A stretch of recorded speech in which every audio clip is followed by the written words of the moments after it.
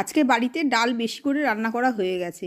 এবার এক্সট্রা ডালটা এটা আমি না ফেলে দিয়ে দেখুন এইটা দিয়ে আমি পরোটা বানিয়ে নিচ্ছি। আপনারা দেখছেন সিস্টার চ্যানেল রেসিপি।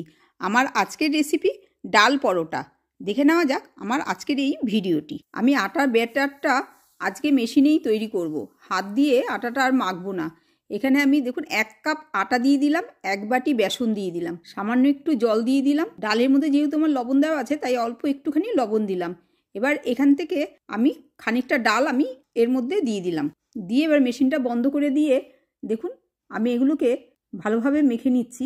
আমার শুকনো হয়েছে বলে আমি আরও খানিকটা ডাল দিয়ে আবার ভালোভাবে এটা মেখে নিলাম। এবারে আমি এখানে 2 চামচ ঘি দিয়ে দিলাম, একটা স্মুথ ব্যাটার তৈরি করে নিলাম। দেখুন ব্যাটারটা আমার কতটা নরম আর সফট হয়েছে। আমি এবার পরোটাটা বেলে নিচ্ছি। রুটির মতন করে বেলে আমি একটু ঘি লাগিয়ে দিলাম, এবার একটা ফোল্ড করে দিলাম, আবার এই পাশটাও একটু ঘি লাগিয়ে দিলাম, দিয়ে আর একটা ফোল্ড করে এবার আমি দেখুন ঠিক এইরকম 3 কোণাচা করে বেলে নিলাম, নিয়ে চাটুর উপরে দিয়ে দিলাম। এক পিঠ ভাজা হয়ে গেলে অপর পিঠটা উল্টে দিলাম, দিয়ে এবার একটু ঘি ছড়িয়ে দিলাম।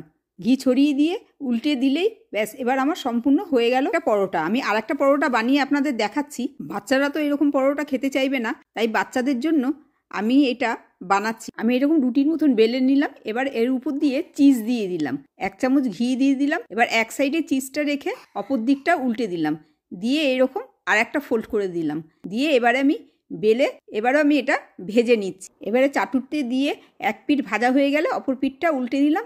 দেখুন কত সুন্দর ফুলে উঠেছে আমার। একটু বাটার ছড়িয়ে দিলাম, 2 পিঠ ভেজে নিলেই আমার তৈরি হয়ে গেল ডাল চিজ পরোটা, একদম রেডি। এবার দেখুন খুলে একটু দেখাচ্ছি, পুরো চিজে ভরা। ভিডিওটা ভালো লাগলে লাইক, শেয়ার, কমেন্ট আর সাবস্ক্রাইব করার জন্য অনুরোধ রইল।